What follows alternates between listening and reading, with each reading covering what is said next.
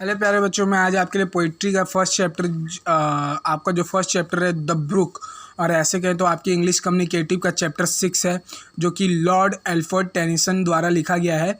तो उसके पोयम को आज हम लोग पढ़ेंगे। ये एक रिवर के बारे में है, जो कि रिवर का स्टार्टिंग कैसे होता है और उसका लाइफ प्रोसेस कैसे होता है, और वो कैसे एक बड़ी नदी को एक सी को कैसे ज्वाइन करती है, उस थ्योरी के बारे में है।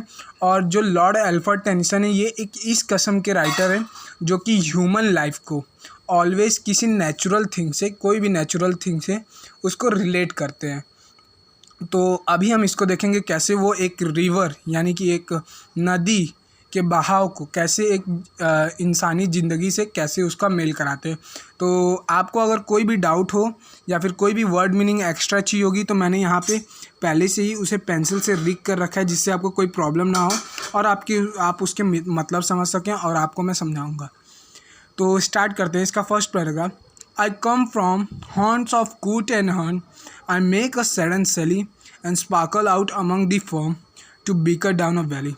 I come from the haunts. Haunts यानी कि ऐसे प्लेस होते हैं जो कि बहुत फ्रिक्वेंटली विजिटेड होते हैं, मतलब कि बहुत कम विजिट या फिर किसी रेयर पर्सन द्वारा विजिट करते हैं।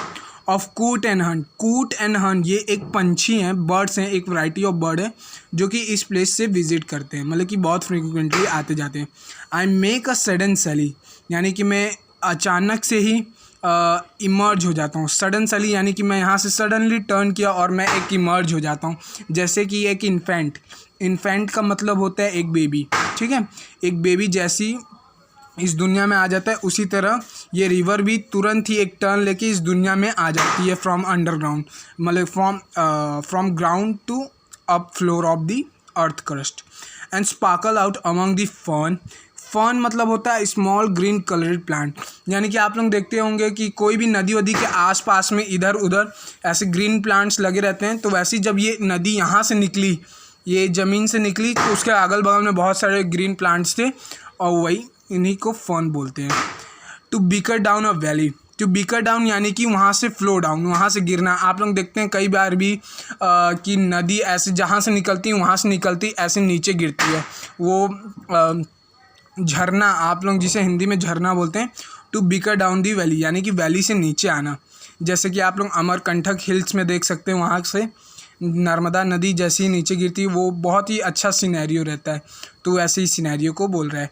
अब इसमें वो एक ह्यूमन लाइफ से ये रिलेट करना चाहते हैं कि जैसे ही एक स्मॉल बेबी, एक इन्फेंट इस दुनिया में आ जाता है और वो बहुत ही अचानक से आता है और तुरंत ही मीन्स वो बहुत ही क्यूटली बिहेवियर जैसा होता है वैसा ही बिहेवियर यहाँ पे वो शो करता है।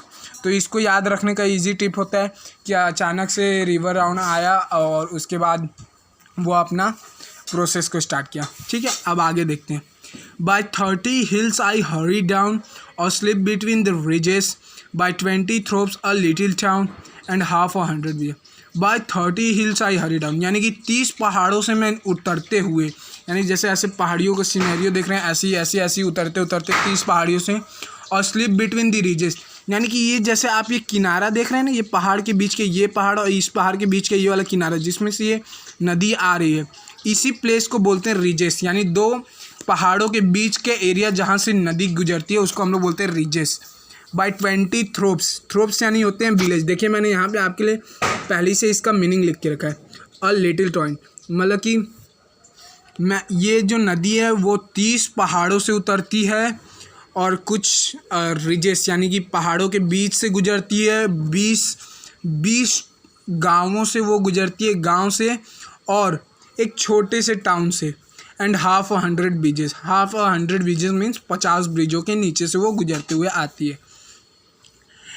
टिल लास्ट ये मतलब कि ये डायरेक्टली यहाँ पे आपको सुना देगा अपना स्टोरी, मतलब कि ये शुरुआत की जो 5 लाइन है, जो 5 मतलब कि 10th पैराग्राफ तक हैं, और उसके आगे का ये जो एक हमारा रिफ्रेन है पोयम का, इसको भी मैं समझा दूंगा आप लोगों को रिफ्रेन क्या होता है। और इतना में ही ये जो ब्रूक का लाइव प्रोसेस रहता है उसको समझा देता है। और उसके बाद यहाँ से जो हम इसके आगे रिफ्रेन के आगे से पढ़ेंगे उसमें बताएगा कि वो जो जहाँ से वो पैदा हुआ, उसके बाद ये जो गांव के बीच का उसका जो सफ़र था उसके बीच में उसने क्या क्या देखा। बस शुरुआत की ये 10th लाइन से लेके आगे के 2 लाइन तक में उसका पूरा लाइफ स्टोरी ख़त्म हो जाता है और उसके आगे देखते हैं वो सफ़र में क्या क्या देखता है। तो यहाँ तक आप लोगों को समझ आ गया होगा। उसके बाद होता है till last by Philip's farm I flow to join the brimming river. Till last यानी कि लास्ट में वो फिलिप्स फार्म से फ्लो करते हुए, मान लीजिए यहाँ पे एक फार्म है, यहाँ से अगर मैं ब्रूक हूँ, मैं यहाँ से ऐसे ऐसे ऐसे निकलते हुए आ गया फिलिप्स फार्म को क्रॉस करते हुए ब्रीमिंग रिवर, यानी कि जैसे हम लोग बोलते हैं ना कि नर्मदा रिवर है वो अरेबियन सी में जाके होगी, जो भी स्मॉल सुंदरबन डेल्टा जिसमें आप लोग जानते हैं Ganga Brahmaputra both of them join and then they got submerge in Bay of Bengal, फिर वो बे ऑफ बंगाल को ज्वाइन करते हैं। तो वैसे ही यहाँ पे जो ब्रूक है एक छोटा सा नदी, वो एक बड़े से सी यानी कि ब्रीमिंग रिवर यानी कि एक बड़े से रिवर को ज्वाइन करता है। ब्रीमिंग रिवर मीन्स ऐसा पानी का बहाव। ब्रीमिंग रिवर मीन्स एक ऐसा रिवर जिसमें पानी बहुत भरा हो। ब्रीमिंग रिवर तो आप लोग तब समझ जाएंगे कि बहुत बड़ा हो, यानी कि एक सी टाइप का है। तो ये छोटा सा ब्रूक जाके उस सी को या फिर उस बड़ी सी नदी को ज्वाइन कर लेता है। फॉर मैन में कम एंड मैन में go but I go on for ever. इंसान आते रहें जाते रहें लेकिन मैं हमेशा ही चलते जाऊंगा। इसे ही ये हमारे पोएम का रिफ्रेन हो गया। रिफ्रेन मतलब ये होता है प्यारे बच्चों की जो भी लाइन पोएम में बार बार इस्तेमाल हो। जैसे कि आप यहाँ पे देख लिए फॉर मैन में कम एंड मैन में go but I go on for ever. फिर यहाँ देखेंगे फॉर मैन में कम एंड मैन में go but I go on for ever. इसी को हम लोग बोलते हैं रिफ्रेन। तो इसी तरह हमारा जो पोइट्री है वो इतना में ही ब्रूक का लाइफ को समझा दिया। अब यहाँ से जो हम लोग पढ़ेंगे इसमें हम लोग को ब्रूक का लाइफ प्रोसेस यानी कि जैसे वो पैदा होकर यहाँ तक आया उतना, मतलब कि ब्रीमिंग रिवर को ज्वाइन यानी कि रिवर जो फुल ऑफ वाटर है उसको ज्वाइन करने में तक में वो क्या क्या उसने देखा किया, उसको उसका एडवेंचर को अब हम लोग डिस्क्राइब करेंगे। ठीक है। I chatter over the stony ways in little sharps and trebles. I bubble into a dying bass.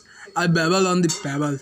I chatter over the stony ways. यानी कि आप लोग देखते हैं कि पानी जब बहुत तेज बहता है तो उसमें से कुछ आवाज़ें आती रहती हैं। वो जो पानी का बहाव है और वो जो उस पत्थरों से ऊपर से टकराते, मान लीजिए पेंसिल है और ये मैं पानी, तो मैं ऐसे जाते मतलब कि इतना वो मतलब कि पत्थरों के ऊपर जाते हैं जो आवाज़ बनता है उसी को बोलते हैं I chatter over the stony ways in little sharps and trebles. I bubble into the eddying bays. I babble on the pebbles. अब ये इसका मतलब in little sharps and trebles का मतलब होता है मतलब कि छोटे छोटे शार्प्स एंड गड्ढों से, और शार्प्स एंड ट्रेबल मीन्स होता है हाई पिच साउंड। कई बार यही पैराग्राफ उठा के आपको दे देगा, बोल देगा give 2 words in the paragraph who describe high pitch sound. तो उसके लिए आप बोलेंगे trebles and babble sound made, मतलब कि हाई पिच साउंड। ठीक है। I babble into eddying bays यानी कि आप लोग देखते होंगे कहीं कहीं पे पानी का ऐसे मुड़ाव होता है तो उसको बोलते हैं स्पाइरल मूवमेंट। तो उसी स्पाइरल मूवमेंट को यहाँ पे बोला गया I babble into the eddying bays. I babble on the pebbles. I babble यानी कि साउंड क्रिएट कर रहे हैं ऑन द पेबल्स, जैसा कि मैंने अभी आपको एग्जांपल देके बताया था। उसके बाद होता है हमारा with many a curve my bank I freight. Freight का मतलब होता है एंगर। मैं यहाँ पे लिख देता हूँ with many a curve my bank I freight, यानी कि आप देखते हैं कि कहीं कभी पानी ऐसा जो मुड़ाव होता है तो उस मुड़ाव की जगह पे बहुत ज़्यादा आवाज़ आती है। पानी वहाँ पे आके तुरंत ही ऐसे मारता है जो ऐसे टर्निंग पॉइंट में रहता है, तो ग्राउंड से टकराने पे वो जो आवाज़ पैदा करता है। तो उसी को ये बोल रहा है कि मैं अपना वहाँ पे गुस्सा दिखाता हूँ, जैसे कि मैं गुस्सा दिखा रहा हूँ, मुझे ऐसा क्यों मोड़ा जा रहा है। ठीक है। ये वाला लाइन हम लोग कंप्लीट करने के बाद मैं आपको इसका ह्यूमन रिलेशन से एक्सप्लेन करूँगा कि यहाँ पे जो हमारे पोइटर हैं वो हमें क्या बताना चाहते हैं ह्यूमन लाइफ में। By many a field and fallow. Fallow का मतलब होता है प्यारे बच्चों लैंड लेफ्ट अनकल्टिवेटेड, यानी कि जो लैंड होता है जो कल्टीवेशन के लिए छोड़ दिया जाता है। मतलब कि ये बैंक से ऐसे मुड़ने के बाद वहाँ पे अपना गुस्सा दिखाने के बाद फिर वो बहुत सारी ज़मीन को जो ऐसी प्लेन छोड़ दिया रहते हैं उनके ऊपर से गुजरता है। And many a fairy foreland set. And many fairy foreland set it means that ये मतलब कि ये जो फेरी फोरलैंड है जो कि ऐसी प्लेन सरफेस है। आप लोग देखेंगे जब गंगा ब्रह्मपुत्रा वैली हो गया, उन लोग जब बे ऑफ बंगाल सी ज्वाइन करने से पहले वो लोग जहाँ पे मीट करेंगे वो एरिया एकदम ऐसे प्लेन होगा, उनके साइड साइड का एरिया एकदम प्लेन होगा, जहाँ पे वो लोग बहुत सारे सेडिमेंट्स को डिस्प्लेस किए होंगे। तो वैसे ही बताना चाहता है कि बहुत ही फेरी, बहुत ही सुंदर फोरलैंड सेट होता है जो कि प्लेन होता है, इसलिए उसको वहाँ के उस डेल्टा को हम लोग बोलते हैं गंगा ब्रह्मपुत्र डेल्टा को सुंदरबन डेल्टा। ये आप लोगों को पता होगा, आप लोगों ने ज्योग्राफी में पढ़ा होगा। With willow weeds and mallow, willow weeds and mallow बच्चों इसका मतलब होता है बहुत सारे ऐसे प्लांट्स जो सीड्स वीड्स लेके रहते हैं उन्हीं को विलो वेट्स एंड मैलो बोलते हैं। I chatter chatter as I flow, मैंने बताया कंकड़ के ऊपर चैटर मूव करते रहता है। I chatter chatter as I flow to join the brimming river, यानी कि जो नदी पानी से भरी हुई। फॉर मैन में कम एंड मैन में give but I go on for ever, आदमी आते रहे जाते रहे, मुझे उससे कोई मतलब। अब इसमें आप लोग देख सकते हैं जब एक बच्चा रहता है तो शुरुआत में वो चैटर यानी चैटर पेबल्स मतलब कि बहुत हल्ला करता है, जब छोटा रहता है उसको ना समझ रहते हैं, हमेशा दिन भर रोते रहता है। ऐसे वहाँ पे समझाना चाहते हैं कि जैसी एक नदी एक बच्चे के रूप में आती है वो भी बहुत हल्ला करती है, और उसके बाद जब वो थोड़ा यंग हो जाता है तो उसमें आप लोग देखेंगे यूथफुलनेस होगा, आप लोगों के अंदर यूथफुलनेस होगा कि चल भाई लड़ाई करने चलना है, ठीक है। तो उसी तरह ये भी अपना गुस्सा बैंक के फ्रंट पे दिखा रहा है।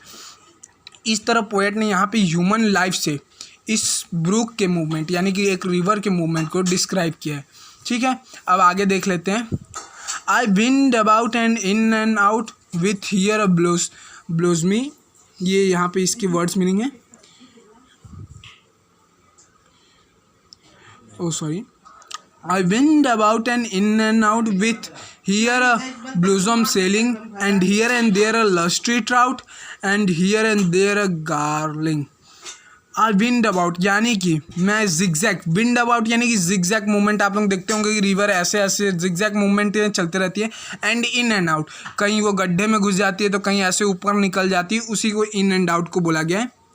विथ हियर अ ब्लूजमी सेलिंग यानी कि उसके आप लोग कई बार देखते होंगे कि नदी के ऊपर जो नदी ऐसे मान लीजिए बह रही है, उसके ऊपर कई बार पत्ते वत्ते रखे रहते हैं उन तो वही बताना चाहता है उन पत्तों के ऊपर एक ब्लूजमी यानी कि बर्ड होता है।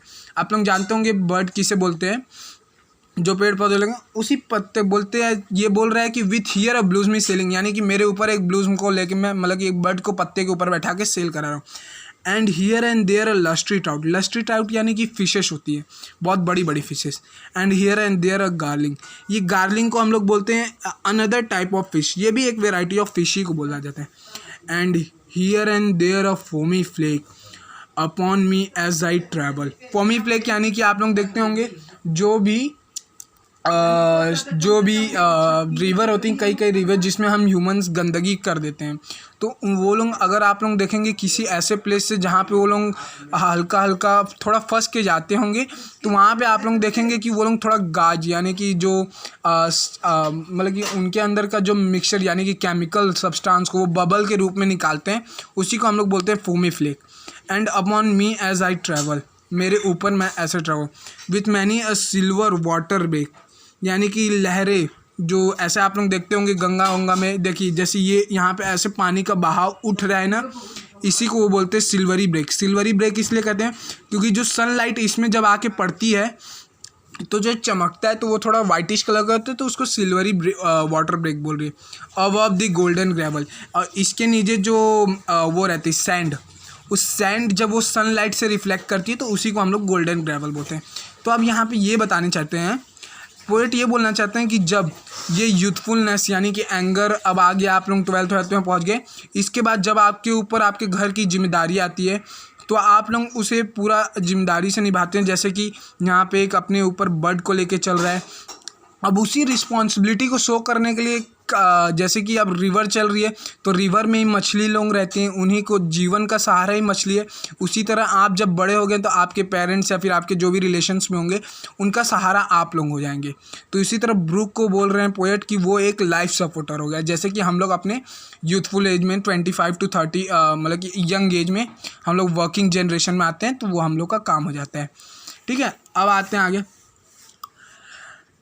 and draw them all along and flow to join the brimming river for man में go but I go में, और उन सभी को मैं लेके अपने साथ चलते जाता हूँ और बड़ी रिवर को ज्वाइन करने के लिए, यानी ब्रिमिंग रिवर को ज्वाइन करने फॉर मैन में गो।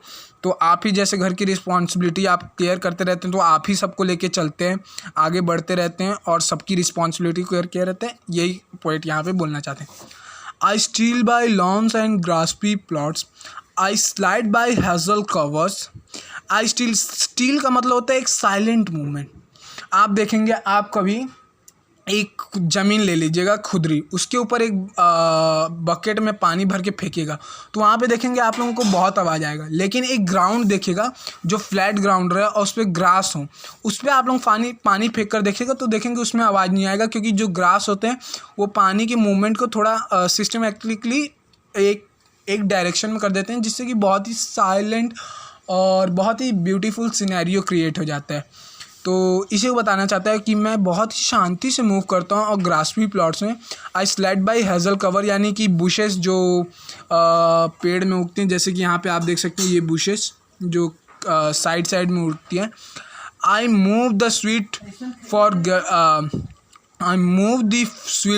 For get me not that grow for happy lovers. ये फॉरगेट मी नॉट एक टाइप का फ्लावर है जो कि कोई भी लवर्स की रिलेशंस के बीच को रिलेशंस को शो करने के लिए उगता है। इसलिए बोलते हैं कि मैं उन फ्लावर्स जो कि किन्हीं दो व्यक्तियों के प्यार के निशानी के तौर पे उगते हैं, उन्हें भी अपने साथ लेके चलता हूँ। आई स्लिप, आई स्लाइड, आई ग्लूम, आई ग्लांस। मैं फिसलता हूँ, मैं फिसलते हूँ, मैं छुपता हूँ, मैं निकलता हूँ। आई स्लिप, आई स्लाइड, आई ग्लूम यानी छुपना, आई ग्लांस यानी कि बाहर आना। अमंग माई स्कीमिंग स्वेलोज यानी कि बर्ड्स, स्कीमिंग स्वेलोज मतलब कि आप लोग देखते होंगे कई बार बर्ड्स ऐसे पानी में अपना पैर लगाते हुए उड़ते जाते हैं, उन्हीं को बोलते हैं skimming swallows. I make the netted sunbeam dance against my sandy shallows. आप लोग देखते होंगे जैसे कि मैंने अभी बताया, यहाँ पे जब सूरज की किरण आती है तो वो लोग देखते होंगे कि ऐसे ऐसे जो पानी का ऐसे बहाव होता है, उसी में कई बार वो ऊपर नीचे होते रहती हैं। तो उसी को बोल रहा है कि उनको I make the netted sunbeam dance, यानी कि मैं उन सनबीम्स को पकड़ लेता हूँ। नेटेड यानी होता है पकड़ लेना, फंसा लेना पिंजड़े में, एंड सनबीम डांस, और फिर मैं उनको अपने साथ नचाता हूँ। Against my sandy swallow. Sandy swallow means होता है कि लेस पानी, यानी कि पानी यहाँ पे बहुत कम हुई, इसको देखिए less. I murmur under moon and star, I brambly wilderness. I murmur यानी कि मैं तो अपने से ही बात करते हुए चलता जाता हूँ मून एंड स्टार्स के अंडर में। आई ब्रेमली यानी कि झाड़ियों, और विंडरमेस यानी कि यहाँ पे आपको बोला गया विंडरमस यानी कि बंजर ज़मीनों से। I linger by my shingly bars, I loiter around my cresses. I linger यानी कि मैं मज़े से, सिंगली बार्स आप बोल सकते हैं, जो पौधे होते हैं स्मॉल पेबल से कवर होते हैं उनको बोलते हैं shingly bars. I loiter around my cresses यानी कि मैं प्लांट्स के अराउंड से अगल बगल से बहुत ही अच्छे से खुश होकर चलते जाता हूँ। And out again I curve and flow to join the brimming river. और फिर मैं बाहर निकल के वहाँ से कवर लेकर के एक टर्न लेकर के ब्रिमिंग रिवर को ज्वाइन करता हूँ फॉर मैन में कम एंड मैन में गो। तो यहाँ तक बताया गया था कि अब वो रिस्पॉन्सिबिलिटी केयर किया, अब उसके बाद अब वो धीरे धीरे बूढ़ा होने लगा। जो लड़का था अब वो बूढ़ा होने लगा।